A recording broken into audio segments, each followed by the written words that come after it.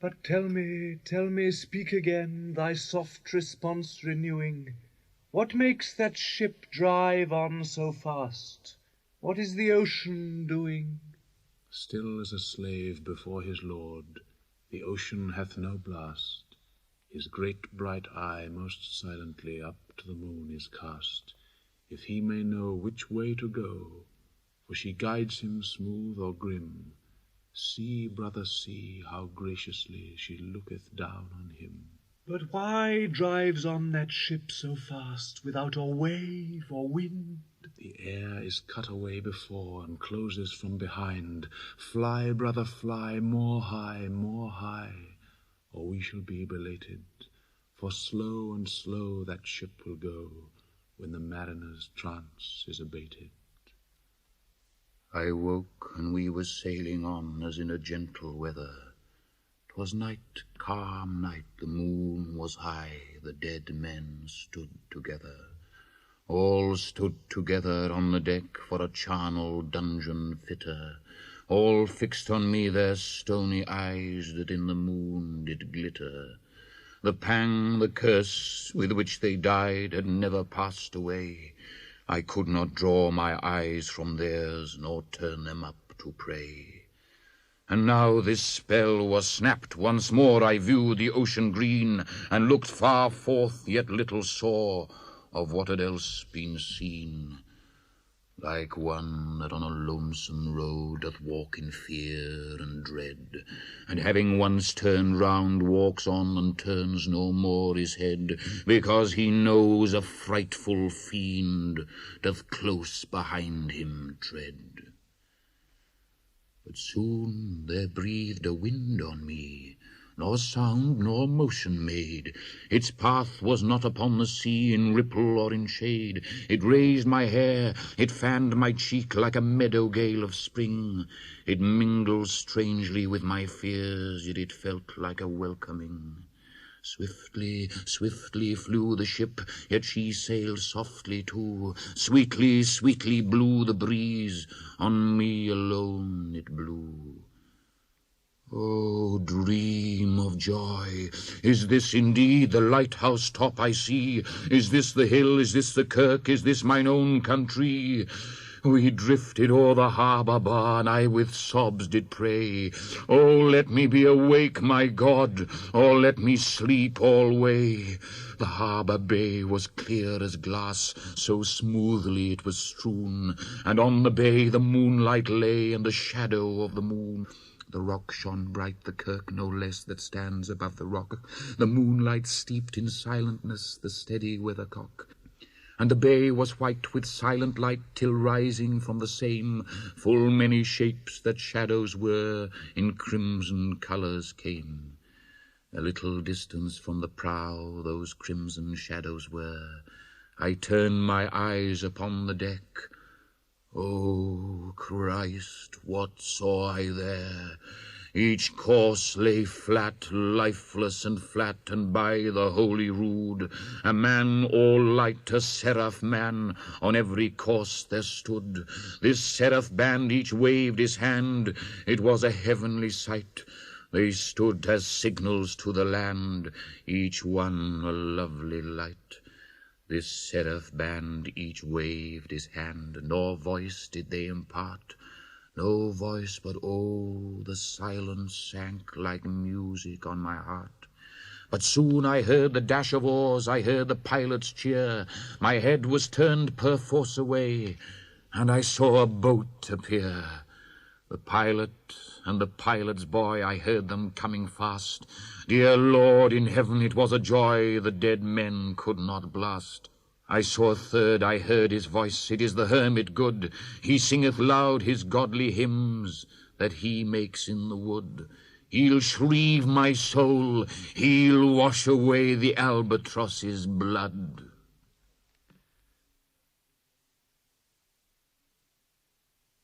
This hermit good lives in that wood which slopes down to the sea. How loudly his sweet voice he rears! He loves to talk with mariners that come from a far country. He kneels at morn and noon and eve, he hath a cushion plump. It is the moss that wholly hides the rotted old oak stump. The skiff-boat neared, I heard them talk. Why, this is strange, I trow. Where are those lights so many and fair, that signal made but now? Strange by my faith, the hermit said, and they answered not our cheer. The planks look warped, and see those sails, how thin they are and sere. I never saw aught like to them, unless perchance it were brown skeletons of leaves that lag my forest brook along, when the ivy tod is heavy with snow, and the owlet whoops to the wolf below that eats the she-wolf's young. Dear Lord, it hath a fiendish look, the pilot made reply. I am afeard. Push on, said the hermit cheerily. The boat came closer to the ship, but I nor spake nor stirred.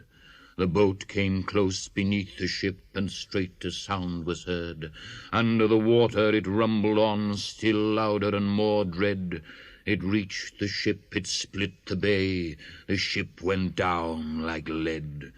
Stunned by that loud and dreadful sound which sky and ocean smote, like one that hath been 7 days drowned, my body lay afloat. But swift as dreams myself I found within the pilot's boat. Upon the whirl where sank the ship, the boat spun round, and all was still, save that the hill was telling of the sound. I moved my lips, the pilot shrieked and fell down in a fit. The holy hermit raised his eyes and prayed where he did sit. I took the oars, the pilot's boy, who now doth crazy go, laughed loud and long, and all the while his eyes went to and fro.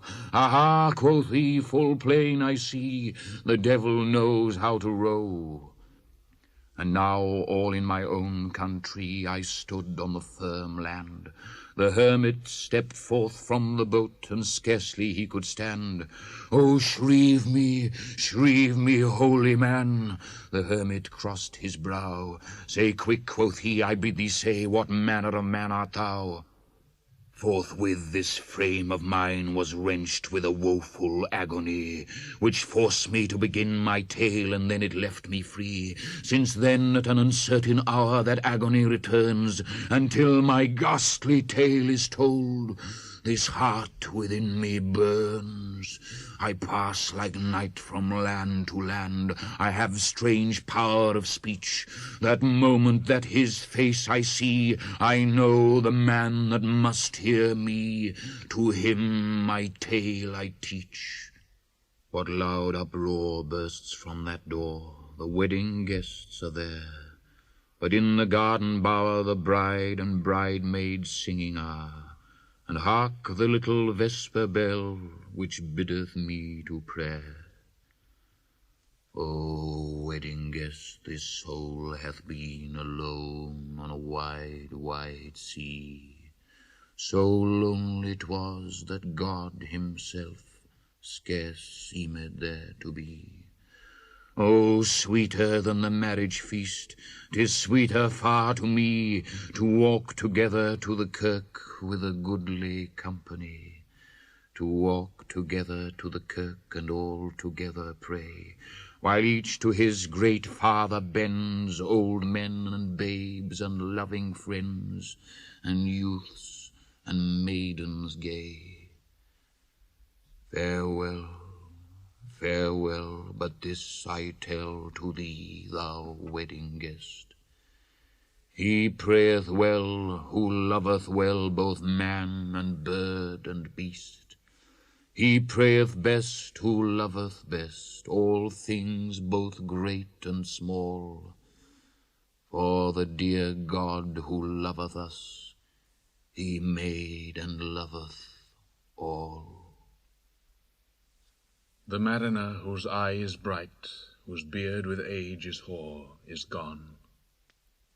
And now the wedding guest turned from the bridegroom's door. He went like one that hath been stunned, and is of sense forlorn. A sadder and a wiser man he rose the morrow morn.